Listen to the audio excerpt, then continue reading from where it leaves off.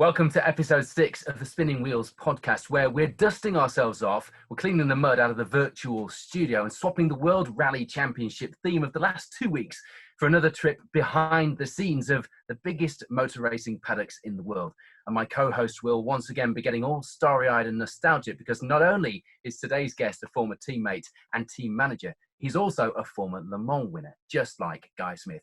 Guy, first of all, just touching on the last couple of episodes, it turns out that World Rally Championship, the WRC, is even more fascinating behind the scenes than you or I could have imagined, and we know it quite well.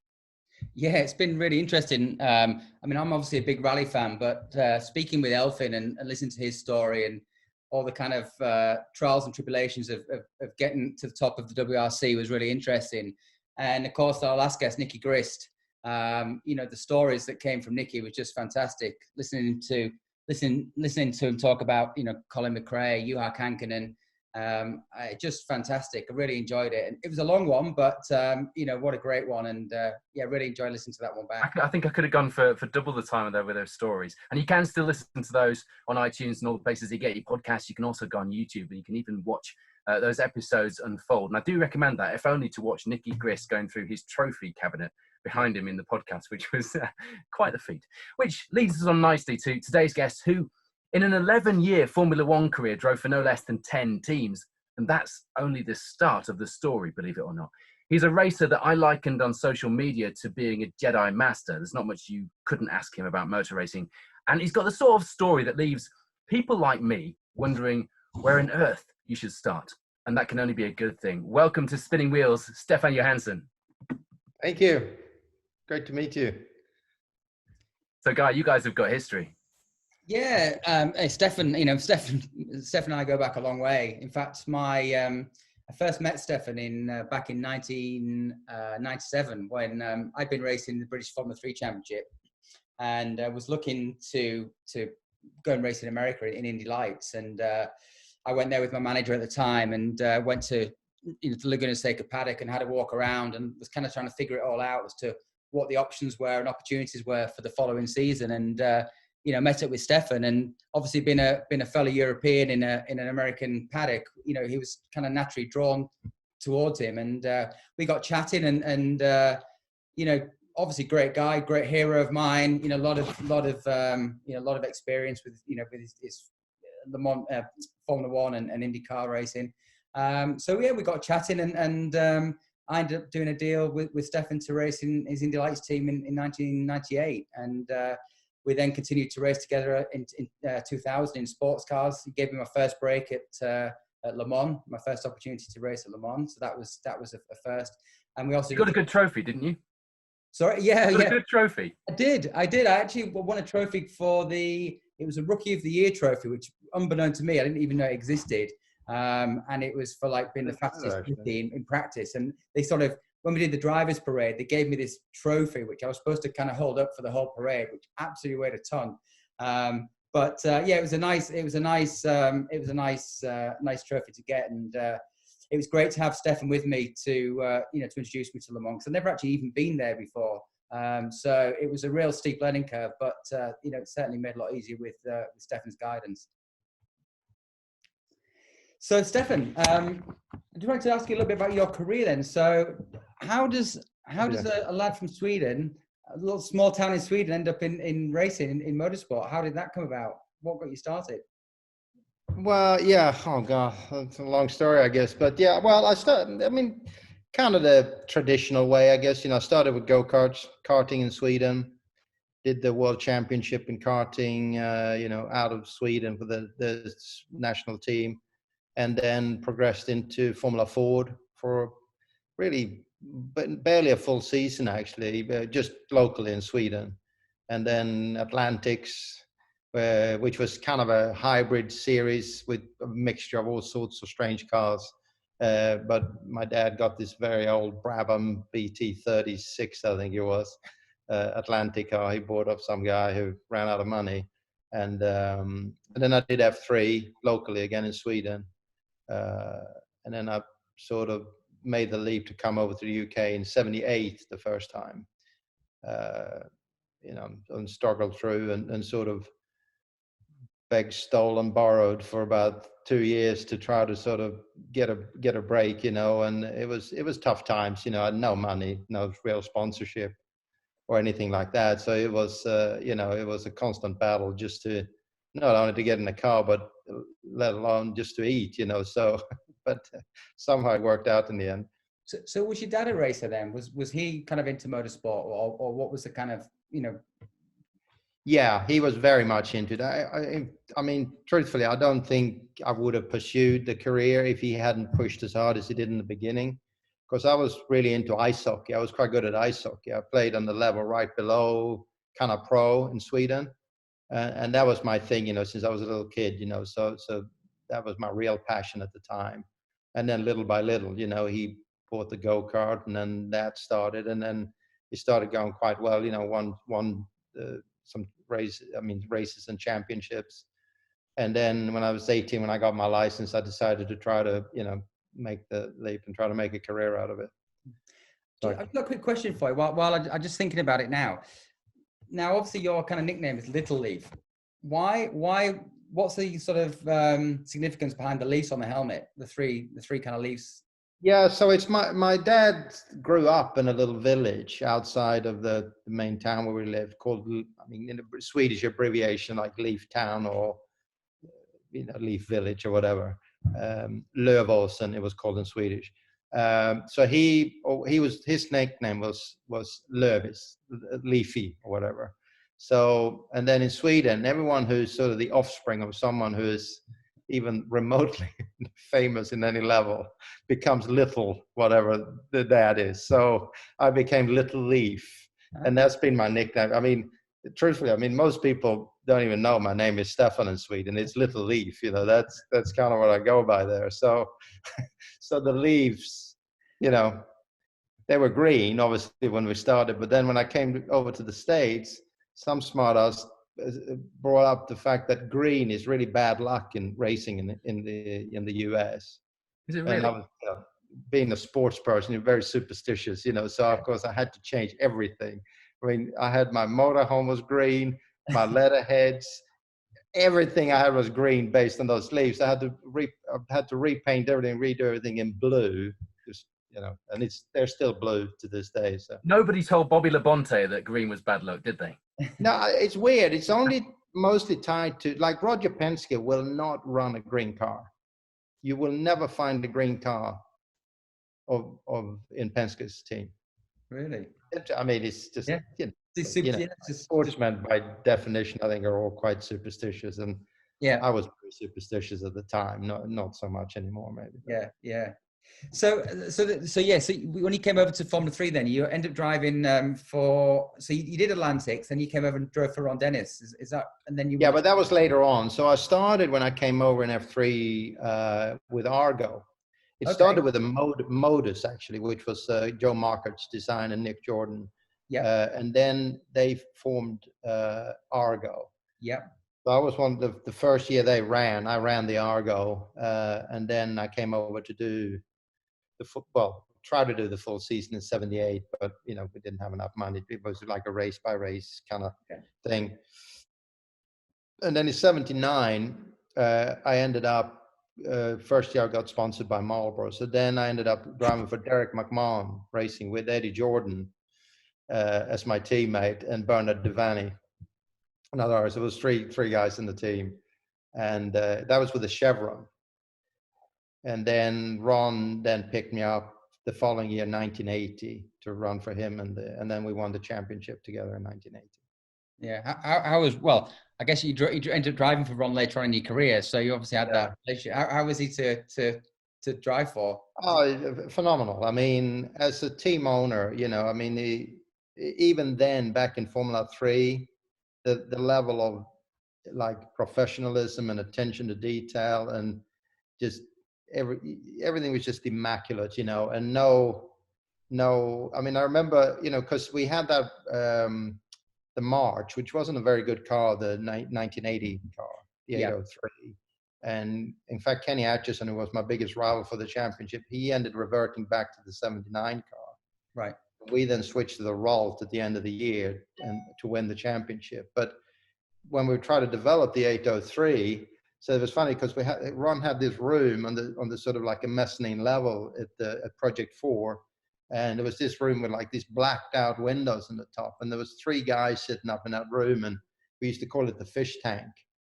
And no one really knew what they were up to up there, but it was John Barnard, Alan Jenkins, and Steve Nichols. It's like 3 of the maybe best designers in F1 in history almost, cooking up the Formula One car, which will become the McLaren, the first carbon fiber F1 car. But John and Jenks too was very involved in, we were doing so much of our own stuff with this 803 to try to make it work. It was quite funny. I mean, dealing with these like super designers, in F3, trying to make that thing work. So when you went to the Rolt then, didn't you end up having to, wasn't it like you had to win all the last races or something? Wasn't it like I had to get pole, fastest lap, and win every race to win the championship, and we won it with 1 point doing that. No pressure. 5 races in a row. F3 was big, wasn't it? It was a big deal, British F3 in those days. Really was. And didn't What's you do that? It was a big deal, British F3 in those days. Yeah, it was. It was fantastic. It was such a great championship. Yeah, I mean, it really was. F3, unfortunately, it's not the same now that it used to be. But I mean, it was absolutely the springboard. I mean, if you would in F3, the F1 teams were absolutely following what you were doing. It's changed. Yeah, I mean, that was like exactly. I mean, that, and I think that unfortunately across the board in racing now, it's become so fragmented. There's too many championships. Yeah. Too many, and I mean, Europe is better than here because here in the US, I mean, there's just an endless amount of championships. And you talk, the parents come up to you all the time now when I manage drivers. Oh, my son won the national this and that, and it's like, so then you dig a bit deeper. It's like maybe like 3 guys you have to beat. That's it. Yeah. So it just becomes it's really hard to back in those, like in F3 was just brutal back there. Yeah, and you had like Macau and it was there, fantastic. Just, the best of the best, wasn't it, from every country? And F2 as well. F2 was equally competitive. Was it easier for spectators and enthusiasts to understand that route as well? Because there was a benchmark at every level, wasn't there? Exactly. It's very simple, very, very clear. I mean, that if you make it to the top there, then it's a natural progression, that. Yeah. So then then you moved up to sort of Formula 2 then. So after winning the championship, moved up to Formula 2. And was that with Alan Dockin? First year was with Alan, with the Tolman, and then with Spirit. And with Spirit Honda, Is that where you met John Wickham? Was John Wickham involved at that point? So I mean, it's the first time I worked. Well, I knew John obviously quite well in the Formula, just being in the paddock, with when I ran with Alan, and so we got to know each other quite well. And then when they put their team together, then he hired me basically to run together with Terry Bootson. Yeah, well, that's good. Yeah, and then Formula One. So then you moved up to Formula One with Spirit as well. Then so So then Honda, I mean, it was obviously a bit tricky there, but I think it was Honda who decided they wanted me to race their car. Yeah, it was between me and Terry at the time, obviously. I mean, it was it was a great break, obviously, to get back, because I had a sniff at Formula One in 1980 already, even before I drove for Ron, when I got asked by Shadow to go and do the first Grand Prix in Argentina and then Brazil. And it just came up, I mean, literally came about just pure kind of coincidence. So Chris Whitty, who I'm sure you remember, so Chris has always been helping me he's been terrific, and without Chris Whitty and Ian Phillips back in those early days, I don't think I would have made it, because they were extremely helpful in trying to, open doors, and with Derek McMahon and so on. And even with Alan, Chris worked with Tolman at the time, so he kind of got a foot in the door there and helped me get into that program. But Chris brought me up to meet with what's his name?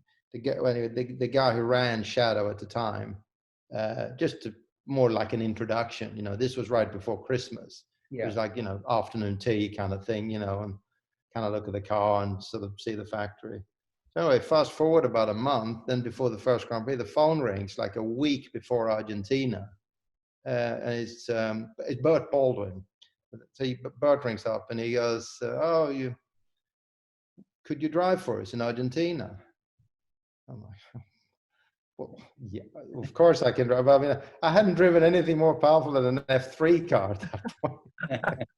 So, straight to Buenos Aires, not one lap of testing before the first official practice. So I was, we made a seat in the pit lane, and that was my introduction. That was my first run in a Formula One car ever, with all my heroes, Gilles Villeneuve, Carlos Reutemann, Alain Jones, Mario Andretti, you name it, they're all there. And I'm like shitting myself. I spent more time looking in the mirrors, I think, to try to make sure I was out of the way from everybody. It's been great though, because at least you're at that point, you're an F1 driver, Yeah. So it's incredible. I mean, it was almost, you had to pinch yourself because just to get the opportunity. Yeah, absolutely. That would just never happen now, would it? No, never. Well, you could do it. I mean, in fact, it would be a hell of a lot easier now because at least you could spend a week in the simulator. Yeah, true. And you'll have a feel for it. But I mean, I had no idea when I left the pit lane. Never seen the track, never driven the car. So I mean, literally, I had to learn there and then. Can you imagine what you would have changed your Twitter bio to that weekend, Stefan, if Twitter had been around? Yeah. So, Stefan, in '83, when you were with Spirit, then that was your first kind of experience. You also did Le Mans for the first time. Yours, right, with Klaus Ludwig and Wallach. How was your kind of first experience of Le Mans? Oh, it's amazing. I mean, it was, that was back in the day when there was no chicanes as well. Yeah. So, I mean, it was really, it was crazy. The long tail, with the low drag and the engines, the Porsche, the 956, it would boost cranked up maximum was, around 1,000 horsepower, maybe a little bit more. I remember at the top, I may still have the record, I don't know, but at the time, I had the record for the fastest straight line speed at 408 kilometers at the end of Mulsanne. That's insane, isn't it? Yeah, it was like at 10 o'clock at night, right before it gets dark.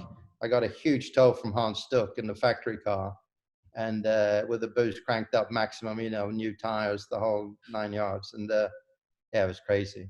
Those cars were brutal. The guy and I were watching a bit of InCar. Guy sent it to me before this, and it's just mesmerizing to see how brutal they actually were. Just so raw and so, like you said, just brutal, really.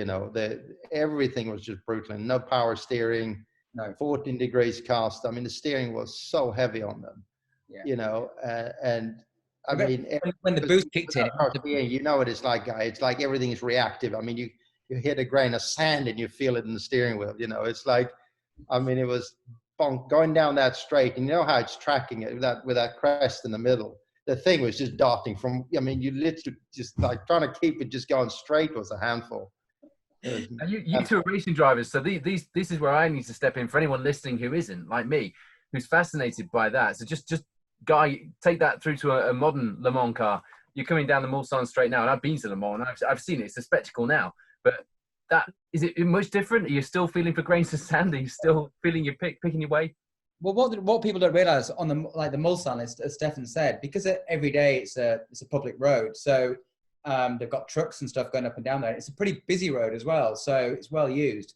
So the road has got real sort of kind of crown in it. So if you're sort of in one lane and you want to switch to overtake somebody and you cross over, the literally tries to pull the steering wheel out of your hand because the car wants to kind of track. And if you're doing 200 plus miles an hour, it's pretty leery. And I remember being there with Bentley in 2001, and the car, when it was on low tire pressures, it used to do that anyway. It used to be all over the place until you actually got some temperature and some pressure.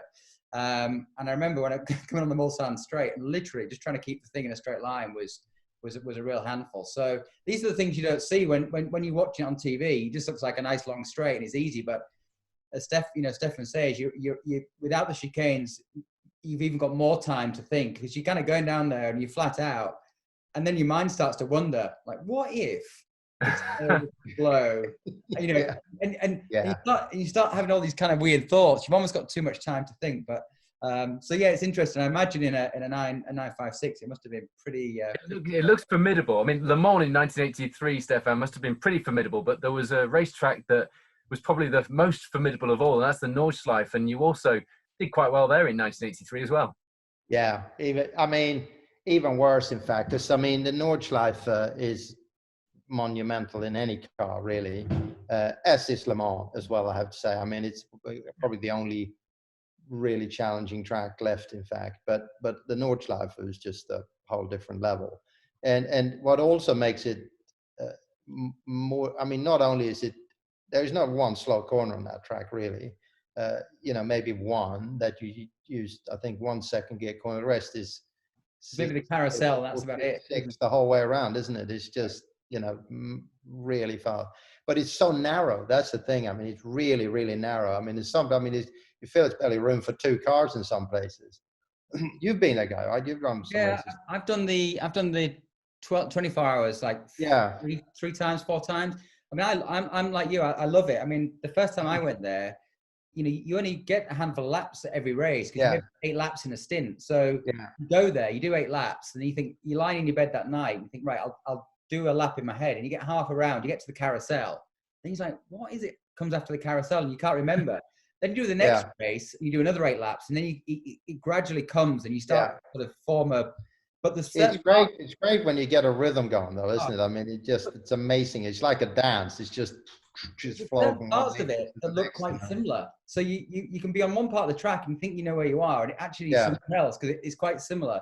But I mean, I've only done a GT3, which was pretty scary because the car takes off and everything else. But I can't imagine what it must be like in a prototype, because obviously, where the car goes light and in a GT3 car it takes off. I mean, it must have been sketchy in a prototype.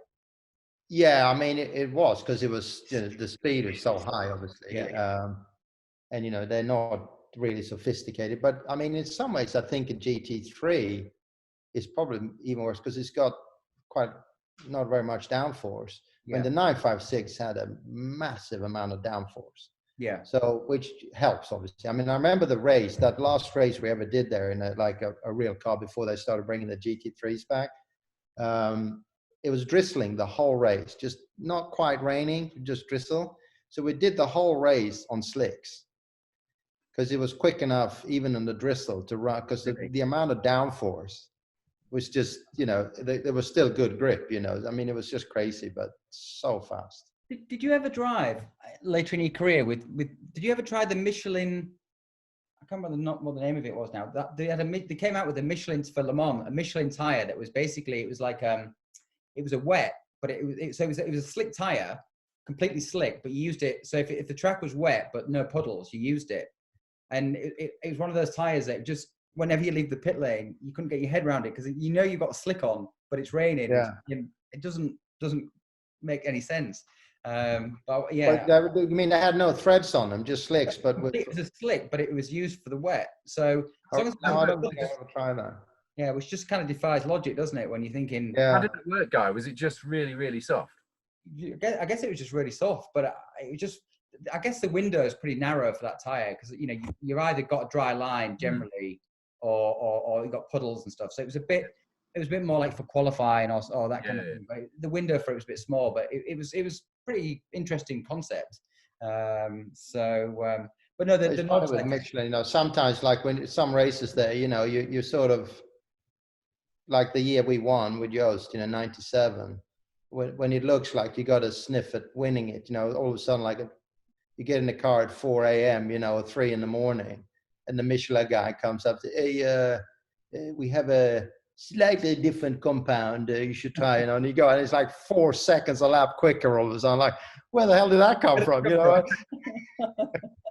We used to have that in karting. Yeah.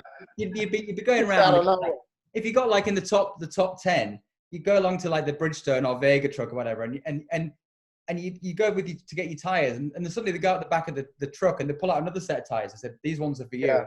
What are these ones? Just try them. And then if you got in the top 5, there was another set of tires that would just come from nowhere. So But it's interesting with the tires, isn't it? That's when I've been advocating for forever now that the tire company should have, especially in Formula One, I think it would be so helpful if there was a tire war, because if you look at it, I mean, you know, F1 teams, they spend, several hundred million a year on just developing the car, and primarily the aero, of course, all the time. And, you know, I mean, I don't know how much each tenth of a second costs, let's say, if you break it down, but it's in the tens of millions. Yeah. And you know, tire manufacturer shows up and gives you a different compound tire, and all of a sudden, boom, you go 2 seconds a lap quicker. Yeah. Like that. Yeah. It's like $5,000 for a set of tires, you know? Exactly. I mean, it defies all logic, doesn't it? I mean, you think there'll be so much more emphasis on tire technology. Yeah. Than spending all this money on developing the car. Why have we lost that? Why have we gone to, is it just commercials? Why have we lost the whole competition out of tires? Because in every series, there's now a controlled tire. I don't know. I don't know how that happened, you know. I really don't. I mean, it makes no sense to me. I mean, like in Japan, Japan, you know, I don't know if they still do it in Japan now, but, you know, back in the day, whether it be, you know, Super Formula or Nippon or whatever it was called, you know, it was brilliant to see that, you know. I mean, it was fantastic. But I was driving for the Yokohama when I was out there. You know, I was their factory driver when I did F2 in Japan. Yeah. And then there was Bridgestone, you know, and I remember the Bridgestone guys, because I knew them quite well, because I drove for Bridgestone with Spirit Honda, you know, in F2. Yeah. So I knew the guys quite well, and you sort of, you know, you chat, and they said, this tire, Hoshino only. Hoshino tire or Nakajima tire. That was it. God knows what they cooked up, you know, in the oven with that thing. Game over. Yeah. Yeah, good. So Stefan, I mean, obviously we touched that you obviously made it into Formula One and with Spirit, and then you were obviously at Tyrrell. What we really want to talk about is the time really at Ferrari. I mean, that's the you know, I'm really interested to find out a bit about how it was driving Ferrari. I mean, because you replaced René Arnoux in '85, didn't you? Because Arnoux was there. You were Tyrrell, right? Was it going to be with Tyrrell, or you were going to drive for Tyrrell? But that no, you were going. Well, what happened there so after '83, then Honda left Spirit to go with Williams. Yeah. So that meant I was out of a drive, basically. So I pretty much ended up driving anything I could get my hands on. But I then Honda got me a drive in Japan in F2 with Yokohama as the main sponsor. So I did that, and I did the Group C, and then So the opportunity, when Martin Brundle got injured in the Tyrrell, then Tyrrell put me in the car for, I think, 4 races or 5 races. Until he got well. So I did the Tyrrell thing. And then when then Johnny Cicotto got injured in the Tolman. So I ended up doing the rest of the season, the last 4 races with Tolman. So I drove Tyrrell and Tolman that year. You weren't going around with a baseball bat, were you, by any chance? Nobbling everybody. You weren't going around with a baseball bat nobbling everybody, were you? Because all these drivers get injured. They did a good job doing that themselves. Yeah. So I ended up sharing the Tolman with Ayrton, of course, the last 4 races of the year. Yeah. And the drive in the last race of the year in Portugal, I was fighting with Nicky the whole race, and he had to finish 4th, and we were dicing for 4th or better to win the championship. And I think Enzo was watching the whole race, you know, and we'd had some chats before. In fact, you just lose conversation about maybe doing a test or something. And he obviously got impressed somehow, because then called me after that. But I already had the contract with Tolman, so it wasn't really relevant, you know. But we talked about maybe doing some testing and so on still. And then that year in '85, you don't remember, but there was some political issues with the tires. So Tolman couldn't do the start of the year because they didn't have any tires. And then this Arnoux saga came about after the first race in Brazil. So Marco Piccinini was the team manager at the time. So what happened with Arnoux then? What was the deal? I don't know to this day. I honestly don't. I don't know someone knows obviously, but yeah, I really don't know the reason what happened there. Right. but there was obviously a fallout of some kind. Yeah. And so anyway, Piccinini called me, and he was in London, and I lived in London at the time. Can you meet me at the Savoy, this afternoon? I said, well, of course I can. Yeah. So I went over there, and he offered me the drive. He said, can you drive the rest of the year for us? I said, well, I have a contract with Tolman, but I can call Alex up, Alex Hawkridge. Yeah. And so, of course, Alex, I'm not going to stop you. It's an opportunity of a lifetime, so he released me, and and then everything happened, like in 3-4 days, literally, Picturing that scene of you guys at the Savoy in London in the 80s, it must have been fantastic. But just before that, you said something which really caught my imagination. You said you'd had a few chats with Enzo Ferrari. Did one just have chats with? No, not with him. It was never with him. Okay. It was with the guys who worked for him. Right. But obviously afterwards, we had many chats, during the time I drove there. We used to have lunch every day almost at Fiorano. Well, because we tested almost every day, just pounding around the track there, What was he like? It was great.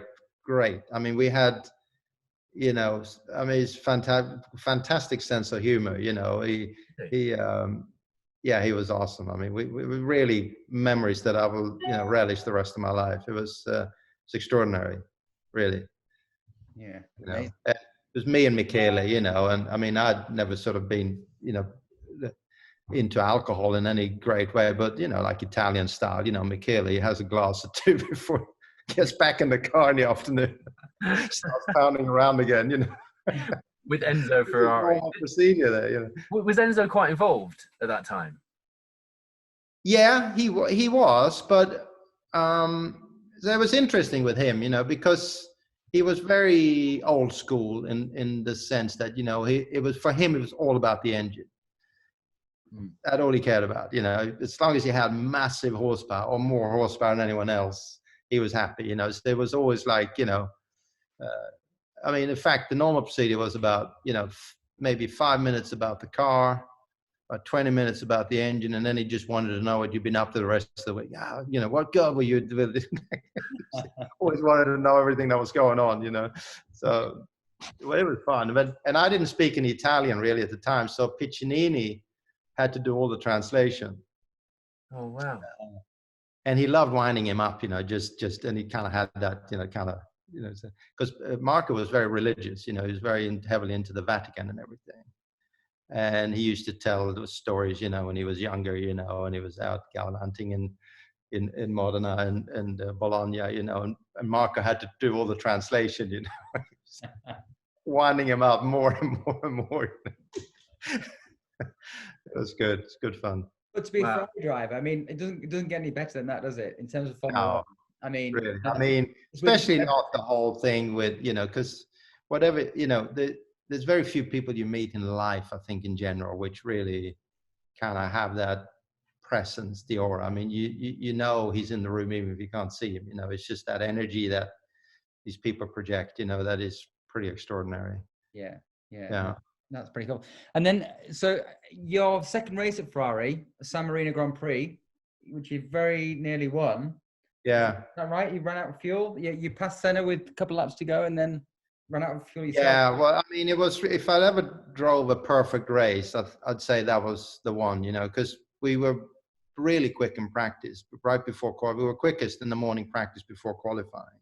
Did the car was quick. Did the car feel like was the car a lot better than the previous Formula One cars you'd driven? Was it a great car or not? It wasn't. It was powerful. I mean, it had lots of grunt. The chassis was it was good, but it was not a comfortable car to drive. Some cars, you just have that harmony and stuff. This car was very lively. Yeah. But it was quick. You could get speed out of it, but it wasn't easy. I mean, it wasn't an easy car to drive. You worked it just constantly working it, Yeah. But we had it dialed in really well in the morning practice, and then right before qualifying or during qualifying, the whole floor came loose. So they hadn't tightened it up or something. Anyway, long story short, the floor had just come undone, so there was zero downforce, and we didn't notice that until afterwards, because you just have that, basically in those days you had one run with a 1 lap set of qualifiers, And if you couldn't get it done in that run, you were screwed, basically. You have qualifying times as well then? Qualifying time? Yeah. Oh, yeah. One lap qualies, literally. Wow. And they were about, a good 3-4 seconds a lap quicker than, combined with the boost cranked up to the maximum, Yeah. There was a huge difference in lap time. Yeah. So we didn't, I think we qualified like way the hell down, like in 15th or something, but then in warm up, the car was back on, good speed. So we knew we had a good shot, just got to kind of map the race out. And so fuel consumption, fuel economy was really critical at Imola every year with the turbo cars. So we had the datum, the consumption per lap. We had to stay within that window. And I just kind of stayed, I really disciplined, didn't try to push too hard, but I was picking up people quite comfortably, and got into the lead with 5 laps to go or something like that, and knew that it was gonna be fine till the end. And then with a lap to go, it ran out. And what didn't happen, I found out afterwards, was that there was a little crack in the inlet manifold, which was sucking in air. So the mixture tried to compensate for this. It was pumping more fuel into the engine than it needed just to compensate to get the right mixture, Yeah. So that's what happened. Otherwise, we would have for sure won it. And they say the first one is always the hardest, And I think it would have, not only for me mentally, because it is. What it's like. Once you won your first race in whatever category you run, yeah, it makes all the difference, But I think also the dynamic inside the team would have changed completely, Yeah. So winning the Ferrari at San Marino is pretty, coulda, woulda, Yeah, would have been a good one, wouldn't it? So yeah. how was McKady? Because obviously he was your teammate that year and the following year as well. Obviously your careers have, entwined in lots of different ways throughout, whether it was sports cars, F1, Ferrari. Yeah. We started racing fiercely against each other in F3 already. Right. He was in F3 at the same time. Although he didn't race in Britain, but I did some races in the European Championship and Macau. So we already kind of raced against each other. Yeah. And then again in F2, in 80 in particular. And then he got into F1. So we were good, but very competitive, obviously, and then the politics inside the team, with Italian driver and this and that. So, and I didn't speak much Italian, but I always knew that they were talking about me because there was always Il Biondo, the blonde one. All right. So I knew, okay, they're obviously talking about me now. And, but it was fine, we got along well. Yeah. Good respect for each other. Yeah. And it kind of, then it just progressed. So then we ended up at Arrows a few years later on. And then we drove the 333 SP, the first race they ever did with that at Daytona, 24 hours. Okay. Michele, myself, and Mauro Baldi. And then, of course, we did the Yost thing together, when we won Le Mans. Yeah. So we were like, at that point, we were like brothers, it was a really, really strong bond. Especially that point, once you got to the sports car era, everyone's a bit more relaxed, a little bit, everyone's kind of achieved something or feel a little bit less, maybe a little bit less into team rivalry.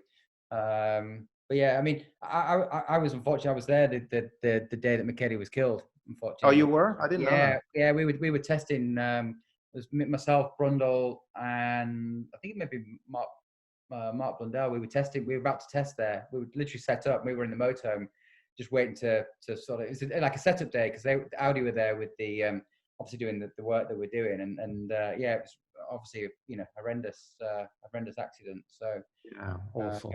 Real shame. Yeah. So then you obviously at Ferrari again in '96, but that was the car was obviously not a great. It wasn't a great year for that car. Or it was a tough. No. They kind of got stuck in the old age or old sort of philosophy a bit too long there, by then McLaren in particular was quite advanced down the road with wind tunnel programs and stuff, and they had, I remember we used to pound around Fiorano with 20 different rear wings in one day. And Fiorano is not, a particularly I mean, it's kind of a slow corners, you know. So I mean, to try to test aero is not the greatest place in the world, you know. And I remember Michele was always like, he always sort of told them what they wanted to hear, you know. Yeah, it's fantastic. Oh, this wing, oh, it's incredible, this wing, you know. You turn up in Austria, you know, and the thing is undrivable with this fucking wing on it. You know? So we lose the first day, you know, just messing around, trying to get a balance in the car. And then we go back to what we started with, you know, so it was kind of up and down the whole time, you know. But, and the old man, he just sat there, you know, on his chair all day, you know, because in the middle of the summer, it's daylight till 10 o'clock, and we ran till it was dark, till you couldn't see anymore. Yeah, yeah. The old man was always there, you know, and all the engine. We didn't really have much to run, but he just wanted the cars to run till it got dark, you know. So you can hear it. So the guys are like, Did you actually go to any of the races? you know. Did you go to many of the races, Enzo? No, never. Not No. one. Never, No. ever. No. Just watch them on TV. Yeah. Amazing. Yeah. Amazing. Good. Paul, have we got any questions we want to start with for Stefan? We have, but I think we should probably move through to the sports car era first. Okay. We've got to get started on the sports cars, because there's a race suit behind you which is begging to be explained. Well, I took inspiration from you wearing the Martini rally suit with Nicky. I wasn't brave enough to put it on, but I dug it out and hung it up there. So this was an Indy Light suit. So I just I remember that. So yeah. Okay, yeah. sorry, not sports cars, but I was. No. It's the next chapter, at least. Yeah, I suppose we still are on Formula One to begin with. One of the questions we did get was from Chock and Charlie on Instagram. What does Stefan think of the? Oh no, it's not that one. It was Ronnie Peterson. When that popped up, that race night, but I have to say, but it's actually the Ronnie Peterson fan club. I think there's a cool story involving a teenage Michael Schumacher driving a Formula One car for the first time. Can Stefan maybe elaborate? Oh yeah, well, in fact, this was when we were doing a test at Hockenheim with arrows. And arrows, I was just doing a couple of races with arrows again. And Alan Jenkins, who I worked with, you know, at Onyx before, and I've known forever since the Project 4 days, in fact.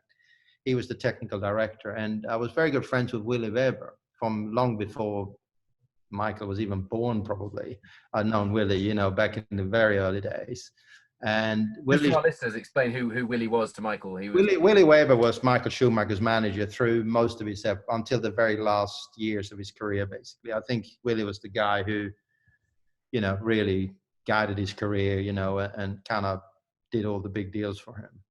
And so Billy shows up with this young kid who I'd never heard of at that point, you know. It was this is the Formula 3 driver I'm helping out, you know, and blah, blah, blah. And I can't remember the exact details, but I had to leave a bit early to catch a plane to go somewhere. So we had to kind of call it off about like around 4 o'clock or something like that. So I asked Alan, you know, I mean, would you mind if we just let him jump in the car and do a few laps, you know, with this is Willy, you know, he's a good friend of mine, he's manager. And I think Alan knew Willy as well, probably a little bit. So anyway, we, you know, long story short, we shoehorned him in the car with my seat and everything. And he did, I don't know, 10, 15 laps around Hockenheim probably. And that was his first taste of an F1 car. Wow. I didn't know about that. After that. Yeah.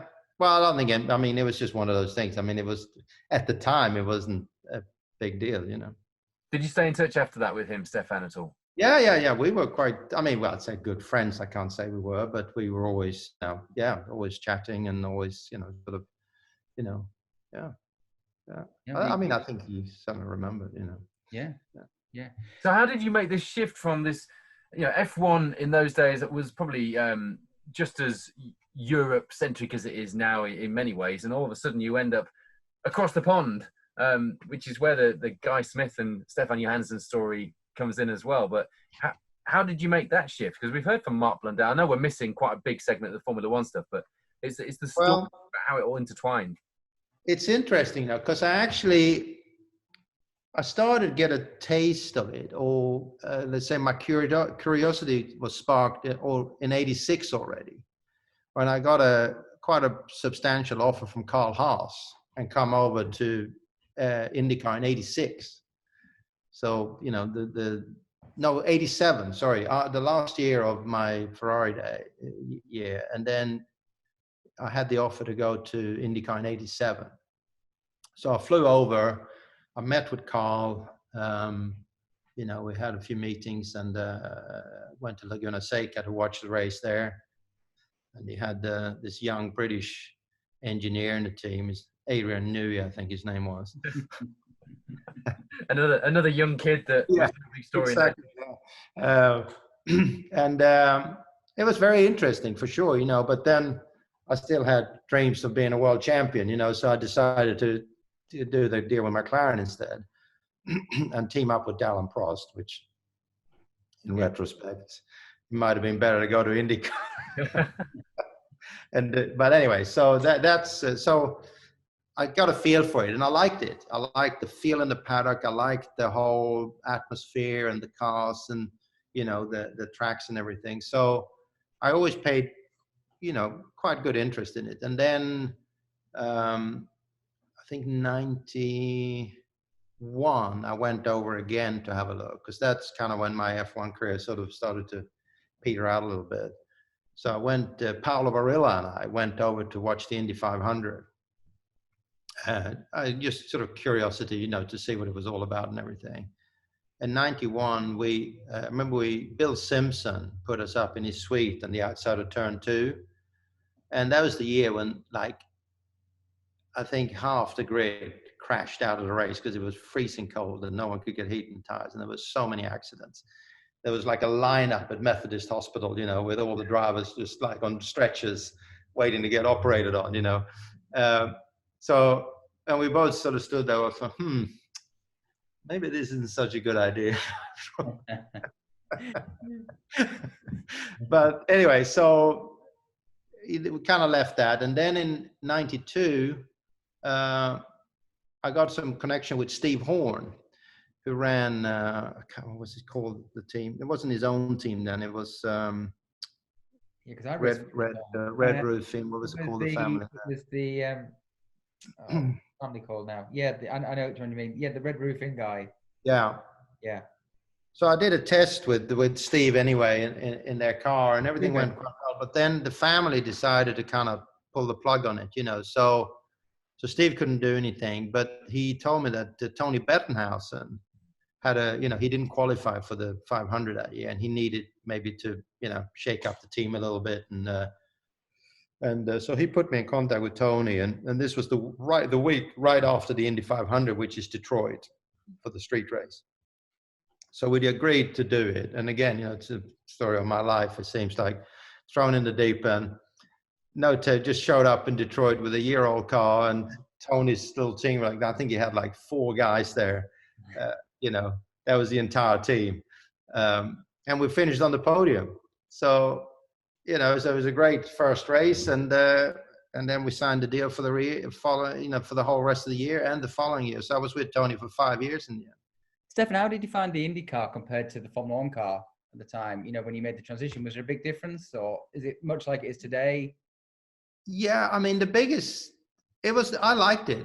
I liked it a lot, actually. I liked the fact that, you know, the cars, first of all, are much more even, although the cream always rises to the top. So the good teams are always going to make a difference, obviously. But at least you were, you know, within spitting distance, you know, and if you could plan your race out and you hustle a little bit, you know, like in Detroit, I was like, I couldn't believe I was like, you know, in the sort of top 5, 6 most sessions, you know, in a year-old car. I mean, in F1, you wouldn't be within seconds, obviously.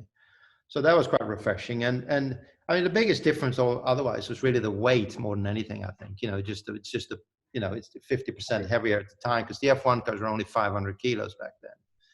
And IndyCar was 750, you know, and but they're a lot rawer, you know, not anywhere near as sophisticated as an F1 car was even then, you know. So it was, I think, you know, much more exciting to drive, because you had to really work the car to get speed out of it. And you could get speed out of it if you hustle the car and you really, you know, you push a little bit harder, you could get a little bit more out of it, you know. And I always like that. I mean, that's, I think, what every race car should be like. You know, if you're willing to stick your neck out It's you still a should be bit able like to that gain today, isn't it? They've kind of kept that, haven't they? Because if you look at, I mean, obviously IndyCar now, they're all Delaras, but you know, yes, the best teams generally do. You say the cream rises at the top, but if you do have a good performance and you nail the setup and you have a good race, you can still get a good result. Whereas if you were a middle back end Formula One team, you know, the chances of actually getting on the podium are pretty slim. So it doesn't matter how good you are. I mean, if you're not in the right car, you're not going to do anything, are you? I think that's what I really love about IndyCar. It's really, I mean, it is getting a little bit more sophisticated, but on the day, it's really the interaction between the driver and the engineer, and just get it right on the day. That makes the difference, you know. You just that little bit, maybe just something just to give you maybe a little bit more comfort, or this, that, whatever it may be, you know, you can make it happen. Yeah. You know, I mean, like when Wickens came in, all of a sudden he was like right there, you know, and with a team that maybe wasn't regarded, at least then, to be a front runner, you know. Depending on the road courses, were they? I mean, yeah. So the driver can definitely make a difference. Yeah. How did you good find? time to jump in with Jonathan Tuckwell's question, because you've touched on the difference between an F1 car and an Indy car, and Stefan, you touched very briefly and daintily, I think it is fair to say, on the relationship with Mr. Prost. Jonathan wants to know, in all of the categories from F1 to sports car and Indy, what's the best car that you've ever raced, and which teammate did you get on with the most? Ooh, that's a big question. Well, if you look at all the cars across the board, Got to be the Reynard 2KQ. they say, yeah. For its reliability, or? Well, but funny enough, the predecessor to that car guy may actually be one of the best cars, which is the Cytec. Yeah. Because the Cytec was unbelievable. What a good car that was. Yeah. I mean, that car should have won everything, really. But it never really got with a really top team. The car was just so good. And I mean, I would say that, and the Audi R8 obviously was phenomenal, you know. This just is the golf car. Yeah. And, you know, I drove then champion car also, you know, but I mean, generally speaking, the R8, you know, was a fantastic car. Yeah. And every evolution of that onwards, you know, was obviously a great car. And you drove the Bentley car. I'm sure that was, I mean, essentially the same car, right? I mean, all the geometry and everything, I'm sure was the same. Yeah. So, I mean, it's just a very, very comfortable and, you know, great car, and so sorted in every way, you know. Yeah.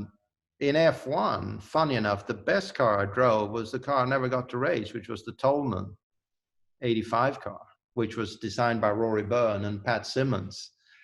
And the car was incredible.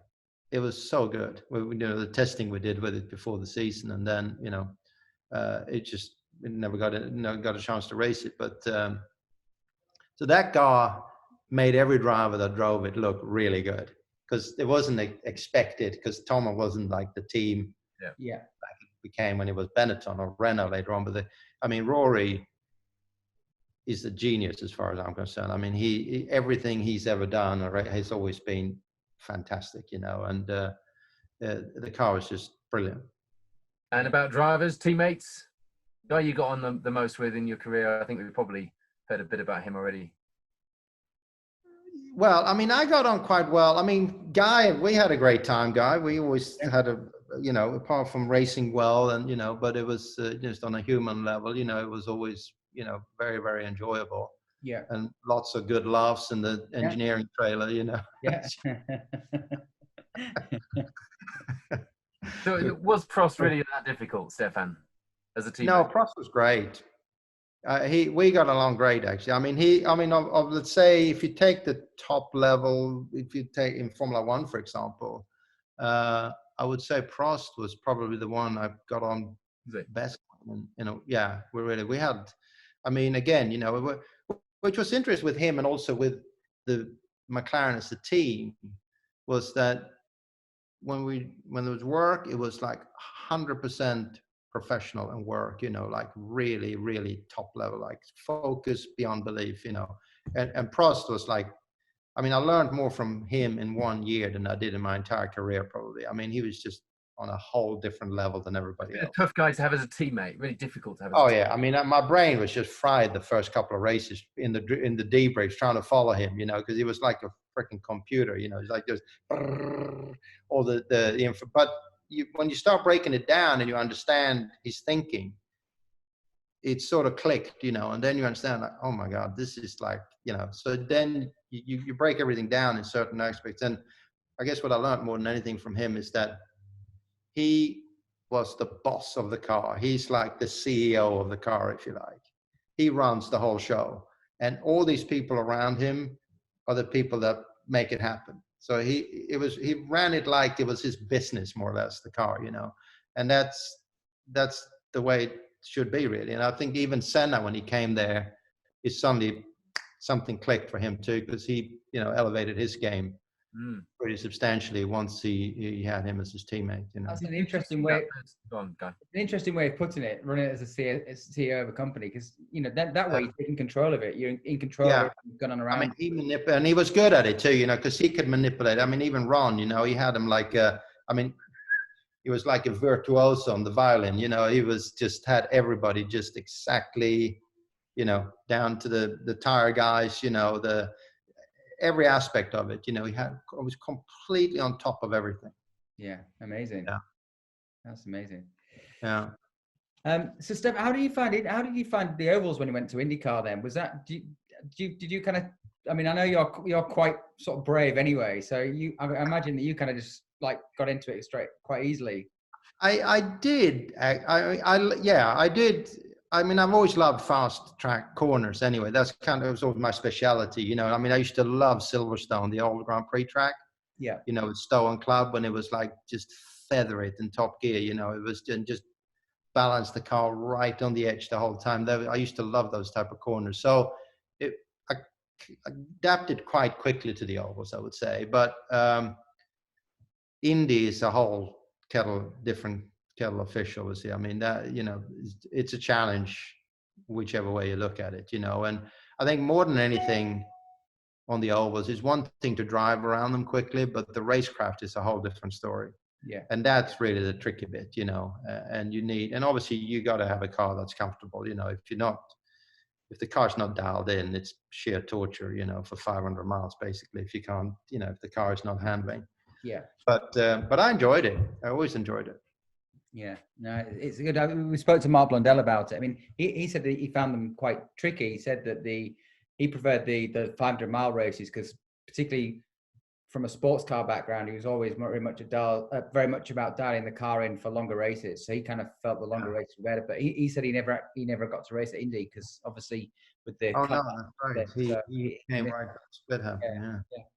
And then, so Stefan, I wanted to ask you about the team ownership side of stuff. Obviously, I drove for your team in Indy Lights in '98, but you've been running a team in '97 with Frederick Larson. Is that right? Yeah. And what made you start a team? What made you kind of go into team ownership at that point? What was? Well, I was sort of stopping my IndyCar career then, you know, with Bettenhausen at the end of '96, I guess it was, right? '96, yeah. And there was this guy called Johansson, funny enough, but he's an American guy. But his name was also Johansson, who came and was interested in setting up a team, and he wanted, you know, to see if we wanted to do it together. So that's really what started it. I don't think I would have ever done it on my own, just, you know. So then things went a little bit sideways for him. So, but we were already down the road at that point, you know, so we carried on.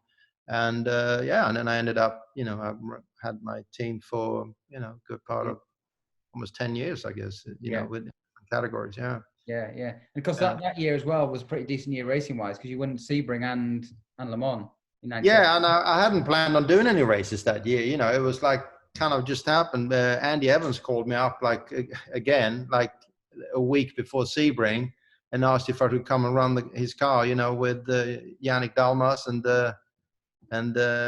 so I said, okay, sure, no problem. And we ended up winning. And Reinhold was there, Joost, you know, who I hadn't seen for a very long time then, because I'd sort of veered off to America. Yeah. And he ran his thing in Europe, and he was there, and we chatted, you know. And then after I won, he asked if I could come and do Le Mans with him, and I said sure. And then we ended up winning that. And then we did one more race at Donington. Yeah, so I did 3 races that year, and we won all 3. So I wish every year was like that. It's like Goosehead Guy, and Elfin said it as well. When the pressure's off and you're not trying to win, off you go. And it's weird, yeah. If you've been looking for drive, you'd have been looking, you'd have been, you know, hustling. Yeah, and it's always the case. You take your foot off, you're not looking. It's so true. It is. It's so true. Yeah. And then obviously I drove with you in 98 and 99. You ran Scott. That was obviously when you first started managing Scott, when he came over. I remember, obviously I was doing Indy Lights in 99. I was at Tasman, and he came and sort of kind of blew us all away, which is a bit frustrating. But I mean, obviously that's where your relationship started with Scott, and what a career he's had. So you know, from a management thing, I mean, that must be, have you enjoyed the kind of driver management stuff? You know, is it something that you've... Yeah, I mean, it was never something I planned on doing, to be honest. I mean, it ended up being that with Scott, you know, and Scott's been the only guy I worked with for the majority of that time. More recently now, you know, I've picked up a few more guys like Felix Rosenquist, obviously. You know. This is Scott Dixon, isn't it, for the benefit? Yes. Scott Dixon, yeah, exactly, yeah. And, but Scott's such a great guy. I mean, you know Scott quite well, guy, too. I mean, he's just a terrific person, you know, as a human being. And we've, you know, it's just been like two brothers working together more than anything, really. You know, it's you know, we've been together for over 20 years now, you know. So, it's been great, actually. It's enjoyable. I mean, now when I don't drive anymore, it's definitely an extension of myself in a way. You know, I've all my frustrations come out in pit lane. There's a question on Instagram. It's funny. I can imagine how my dad must have felt when I was racing, because I'm like a nervous wreck most of the time during the races. You know, much more so than when you're in the car. You're always calm, aren't you? Once you start, then you know, all that stuff is gone, and you're just completely calm, and everything's serene, and kind of, you know, it's almost like a zen state in a way when you drive, isn't it? Yeah. Not so much in the pit lane, I'm afraid. I've got to ask this question to both of you, actually, from Jock and Charlie on Instagram.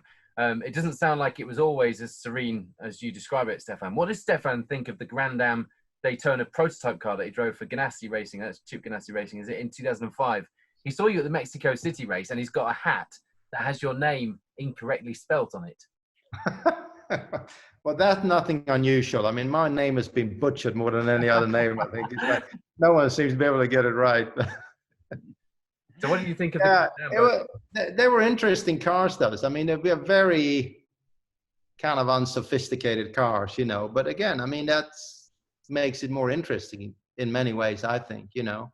The racing was good. It was very, very competitive. You know, there was a lot of good cars, a lot of good teams, and it was always very hard racing because the cars were strong, you know, and you could lean on each other. So there was quite a lot of banging and shuffling around, you know, but always good racing. Yeah. Guy, you have a similar story? Oh, I mean, I did probably half a season in Grand Am, and I think a couple of Daytonas in them, and I mean, like Stefan said, the racing was really, really good. They weren't the most inspiring cars to drive, but the racing was always very, very close and quite fraught. So it was definitely good racing. But you know, personally, I always enjoyed the IMSA, you know, prototype cars. You know, like Stefan talked about the R8. I mean, Stefan and I raced. We very, very nearly won Sebring together in the Audi R8. There was just the two of us in the Golf Audi. And remember that, Stefan? We rocked up. It was a bit of a sort of a kind of last minute deal. The car looked amazing. You know, the team was run by Michael. You know, it was great. And we kind of rocked up, and Stefan and I basically ended up leading the race. And as the race went on, it was looking more and more likely that we had a real shot at trying to win this race. I think we shocked the factory at the time because they didn't know. You know, we just rolled up. First time they had a customer car, the one we had.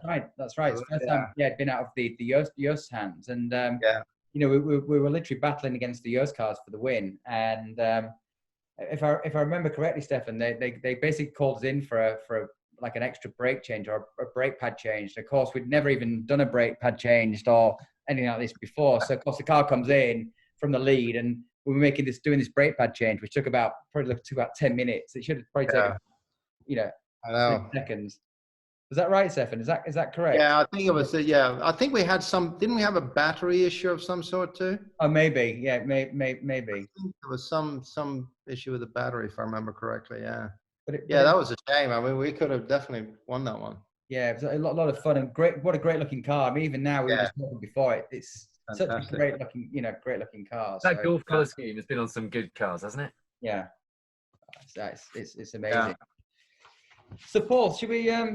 Anything else you want to touch upon before? Well, I said at the beginning of this, didn't I? It's one of those stories, and the Jedi Master thing is, I'm going to stick with that because I quite like that. But it's one of the stories that you really don't know where to start. And I think we've touched on some really nice stories in Stefan's career there, which for us is what this was all about, wasn't it? We could talk for probably 12 hours. We could probably talk for the length of the race to go right through it. But I think we've touched on some really nice stuff there. So I think it's time for some quick fire questions, Guy.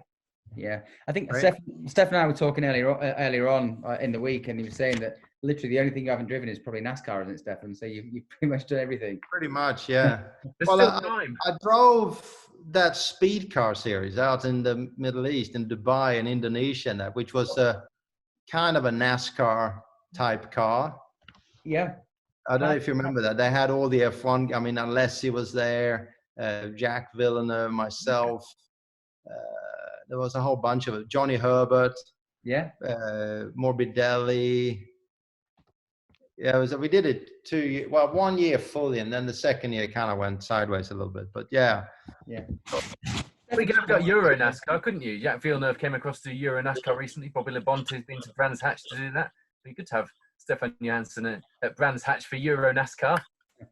Yeah, well, I mean, you talk about interesting cars. I mean, those things were, I mean, I had a mind of their own basically, but it was fun. Again, I mean, it's, once you race, it doesn't matter what it is, as long as the racing is good, and it was. I mean, it was interesting. Yeah, just one thing I wanted to ask you before we just go on to the questions, Stefan. Obviously, now that you're not racing anymore, you obviously, I know you're heavily involved with art. You've got an art studio. You sat in your art studio today. You're doing your watch, which you've done for a long time, watch design.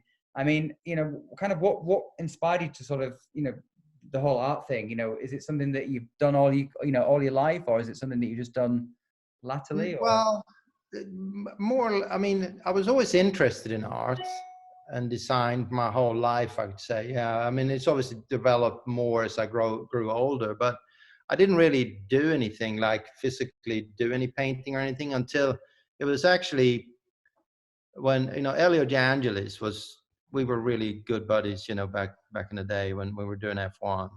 We spent a lot of time together and so on. And when he had his accident, I was actually there trying to help him get out of the car and stuff. So it was quite a heavy experience for me at the time, and for whatever reason, I ended up going some canvas and some paint and whatever, trying to do something in his memory or whatever.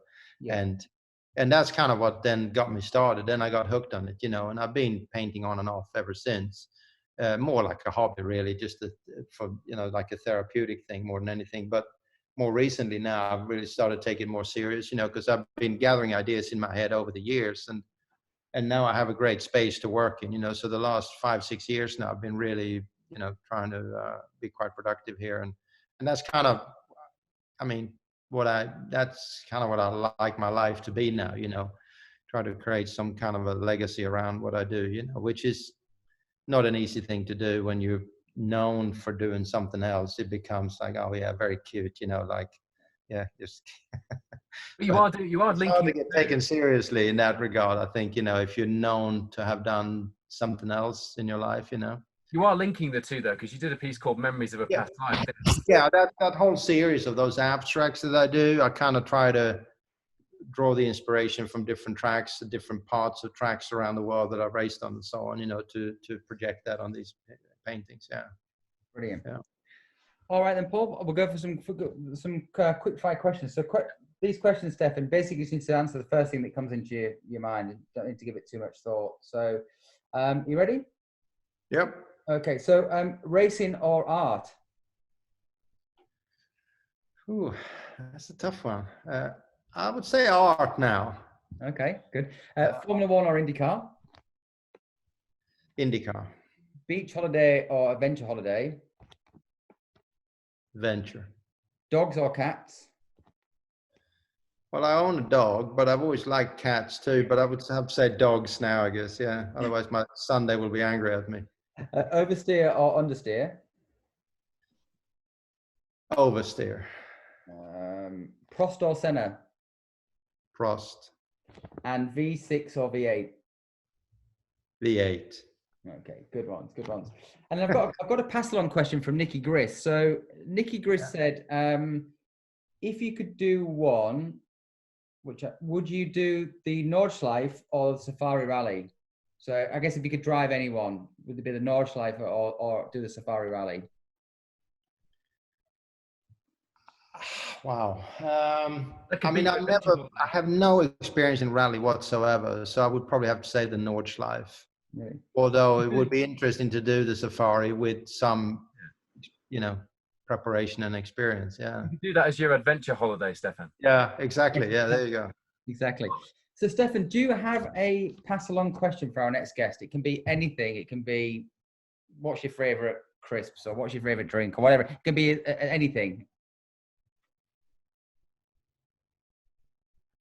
Well, it depends on who the person is to some degree, I think. But I'm always interested to know. Like, one question I always like, anyone successful in life, I think you have that one aha moment when you realize I'm good enough to do this. And that's always interesting to, what was that moment in your life or your career when you realize that I can be one of the best at this, or I am one of the best at this? Because I think that you get that point at some stage, where you're like, I think I'm good enough to actually do this. What was yours, Stefan? What was yours? I think it was the Monaco, first time I raced F3 in Monaco in 1977. I finished fourth in the race, and just like from nowhere, it was my first international race ever. And my dad was my mechanic, like one guy. We were so clueless. I remember that we started the race. We thought, we'll spend some money really. So we put brand new brake pads in the car before the race. And we haven't even bedded them yet. Monaco. I had no idea you needed to bed the brakes in. What was yours, Guy? I'm still waiting for it to happen, to be fair. Winning Le Mans, maybe. No, I think it was probably in the karting days. I remember in sort of my last sort of year of karting, having some success in the World Championships and stuff. You start to think at that point, maybe I'm actually got some talent here, and certainly schoolwork wasn't really an option. So it was kind of like, it was definitely leaning towards racing. So I think most drivers you speak to, whenever they talk about schoolwork or academics, they're all kind of shy away from it. So I think we're all the same. Well, I'll tell you what, in the last hour or so, we've been at the Savoy in London for drinks and talks about Formula One deals, to drinking wine on the terrace at Fiorino with Enzo Ferrari. We've had a real slice of Stefan Johansson's career there, and it's a slice of a very, very big career. And a huge thank you from me, because that's been fantastic. It's my pleasure, always. We could spend another 6 hours talking, I think, about all the. Yeah, we've only scratched the surface. We could definitely do a part 2, but thanks, Stefan. It's been great. I mean, obviously you've been my pleasure, always. It's been great to hear. I mean, I've not even heard all of these stories, and we know each other pretty well. And you've been a big influence on my career and getting me into racing in the US and racing at Le Mans. So thanks for taking the time, and we look forward to catching up with you again soon. Hopefully, once we get this coronavirus thing out of the way, we're all back sort of racing and back at a racetrack soon, doing what we all love. So thanks very much, Stefan. Thank you, guys. It's been a pleasure.